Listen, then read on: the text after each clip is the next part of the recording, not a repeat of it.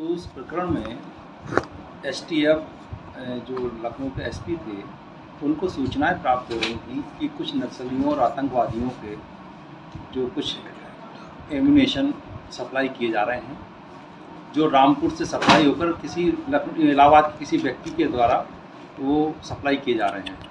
उस संबंध में एक टीम गठित करने के बाद में 29/4/2010 को एक टीम लखनऊ से रवाना होकर रामपुर आई और उन्होंने 3 लोगों की अरेस्टिंग की, जिसमें एक यशोदानंद और विनोद पासवान और दिनेश कुमार, 3 लोगों को मौके से गिरफ्तार किया, जिससे उनकी रिकवरी हुई। 12 बोरों में एम्यूनेशन और कुछ पार्ट्स बरामद हुए और उनकी एफआईआर कराने के बाद उनको जेल भेजा गया। और यशोदानंद की निशानदेही पर उन्होंने मुरादाबाद पीटीसी से एक नाथीराम सैनी को गिरफ्तारी कराई।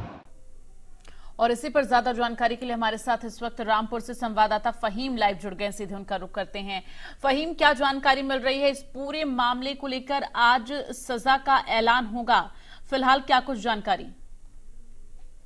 देखिए, मैं आपको बता दूं कि ये 2010 का बहुत बहुचर्चित कांड रहा है उत्तर प्रदेश का। और इस मामले में 2010 में जिस तरह से रामपुर के अंदर गिरफ्तारियां हुई थी और यहाँ बहुत सारे खोखे 2.5 कुंटल उनको तोला गया था, तो वो लाखों की संख्या में कारतूस के खोखे थे और वो बरामद हुए थे। और उसके बाद में लगातार यहाँ उसमें जांच चली थी। जांच में 25 लोगों को दोषी ठहराया गया था और दोषी ठहराने के बाद उसमें जो है वो, जिसमें एक आदमी जो यशोनंदन थे, उनकी मौत हो चुकी है।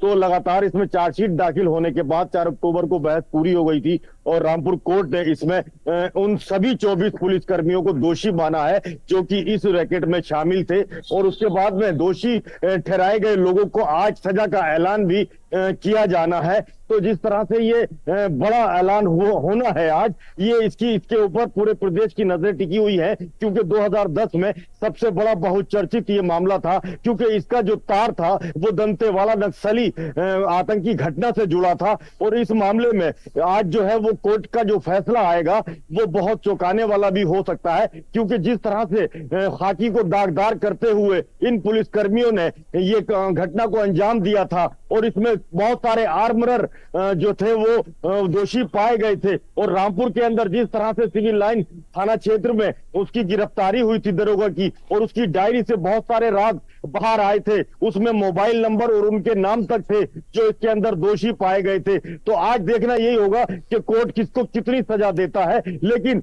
चूंकि 24 पुलिसकर्मियों को दोषी मान लिया गया है और उन 24 पुलिसकर्मियों के खिलाफ आज जो है वो कोर्ट फैसला सुनाएगा। जी बिल्कुल, और देखना यह है कि क्या सभी पुलिसकर्मियों को एक ही तरह से सजा सुनाई जाएगी या फिर सबकी सजाएं जो हैं वो कम ज्यादा होंगी, ये बेहद महत्वपूर्ण होगा। लेकिन इन सब के बीच फहीम, आप जरा बताइए कि अभी रामपुर में किस तरह की सिचुएशन, किस तरह की परिस्थितियां देखने को मिल रही हैं इस पूरे मामले को लेकर?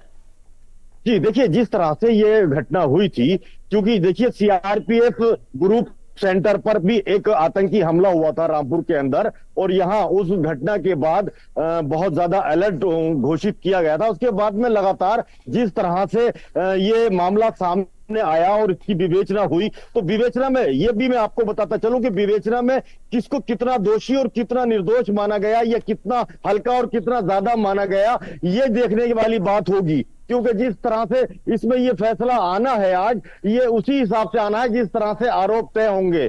तो आरोप जिस तरह से तय होंगे उसकी तरह से इसमें आज सजा होनी है। और उसके बाद लोगों के अंदर जो चर्चाएं, जो जिज्ञासा है, वो यही है कि इसमें किस तरह से इसमें लोगों की सजा होनी है। जी चले, तमाम जानकारी के लिए बहुत बहुत धन्यवाद आपका। तो यहाँ पर आपको बता दें कि आज सजा का ऐलान किया जाएगा।